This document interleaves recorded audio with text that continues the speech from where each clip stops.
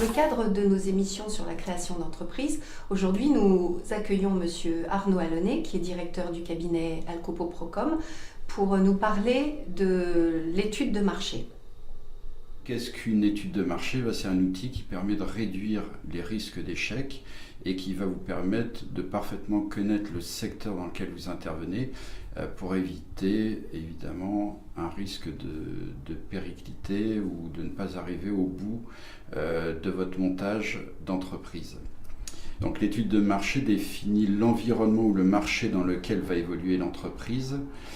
C'est-à-dire, déjà, il va falloir analyser des données macroéconomiques sur dans quel contexte vous allez créer l'entreprise, contexte économique national, régional, départemental, voire local, voire même encore plus précis, on le verra par la suite au niveau d'un quartier. Mais là, il s'agira d'une autre vidéo sur l'étude d'implantation d'un local. Donc il faut définir les opportunités commerciales de se lancer. Est-ce que c'est le bon moment? Est-ce que le secteur et le projet envisagé tiennent la route? Est-ce que vous avez fait une étude approfondie des possibilités et étudié toutes les risques liés à votre lancement, évaluer évidemment la faisabilité financière auprès de votre banquier et ça permet également de faire les bons choix pour faire aboutir ce projet.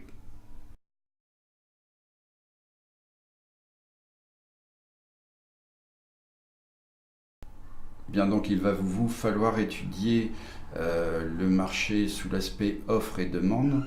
Donc l'offre, qu'est-ce qui existe comme produit concurrent ou complémentaire à votre activité pour bien positionner votre activité. Et vous avez également de l'autre côté la demande, savoir si le produit que vous allez proposer est bien en adéquation avec le marché, la demande qui existe sur ce marché, et si vous répondez à un réel besoin. Donc soit vous allez créer une nouvelle niche de marché, vous positionnez sur un secteur qui n'existe pas et qui n'est pas encore exploité, ce qu'on appelle l'océan bleu, au moins c'est comme ça que l'appellent les économistes. Soit vous allez vous mettre sur un marché de concurrence en étant en face de confrères ou de concurrents par rapport auxquels vous aurez plutôt un plus produit à amener pour vous différencier ou vous positionner par rapport au prix, ce que nous allons voir plus tard avec l'étude mixte de marché.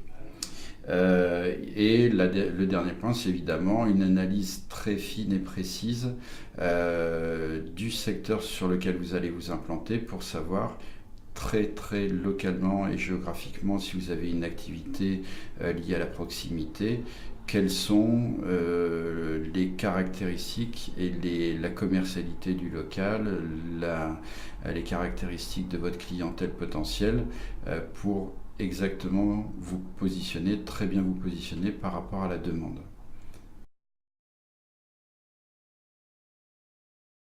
Il existe 3 modes d'estimation.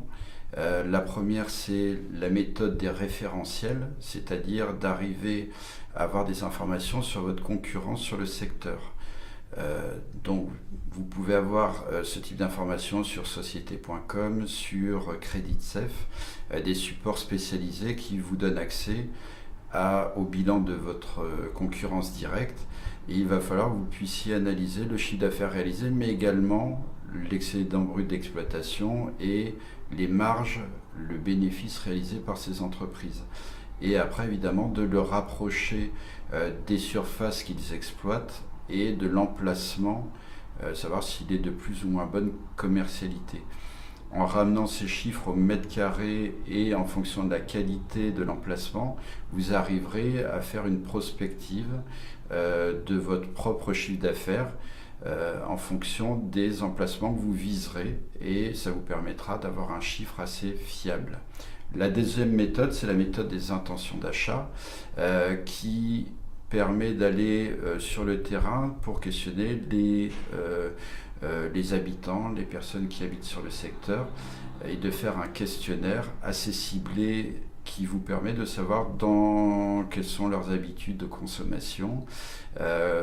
Pour l'exemple du restaurant, combien de fois ils vont par mois au restaurant, quel type de dépenses ils font, est-ce qu'ils y vont plutôt le matin, le midi, et de vous faire une idée précise des habitudes de consommation. Ça ne sera qu'un échantillon, mais que vous pourrez extrapoler pour savoir les potentialités du marché.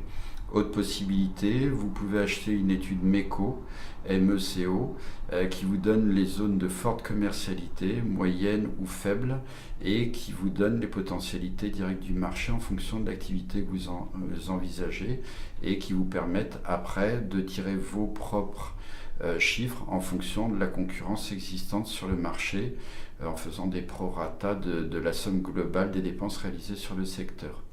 La troisième méthode est celle des objectifs ou de parts de marché. On en revient à cette étude MECO, donc avec toute la potentialité du secteur en termes de dépenses, et vous arrivez à déterminer la part de marché potentielle que vous pensez avoir, qui peut être évolutive en année 1, 2 ou 3, et qui vous permettra de savoir l'évolution potentielle et prévisible de votre entreprise en fonction des qualités de votre projet.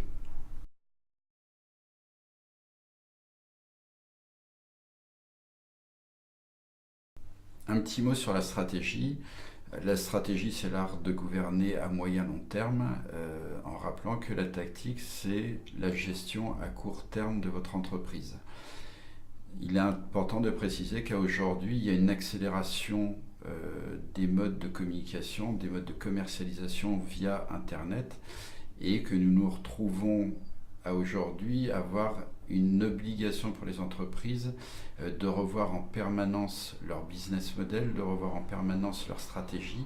Et donc, je ferai un petit aparté qu'à aujourd'hui, la vraie stratégie, c'est plus les valeurs que vont dégager votre entreprise à long terme, c'est-à-dire votre positionnement et les valeurs fortes de votre entreprise, elles vont être conservées sur le moyen long terme, alors que aujourd'hui, on doit être capable de varier sa stratégie très rapidement, c'est ce qu'on appelle la tactique stratégique, et de savoir se repositionner très rapidement par rapport au marché.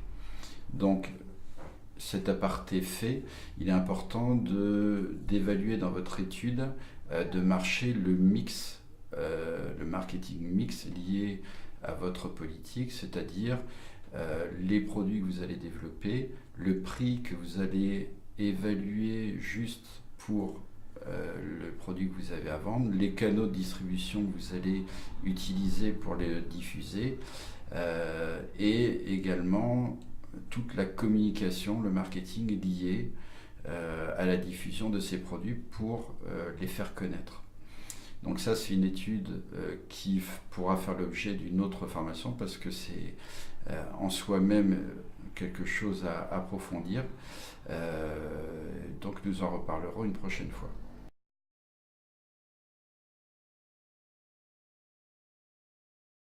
Nous en sommes à la conclusion. Vous avez déjà étudié préalablement l'idée liée à votre projet.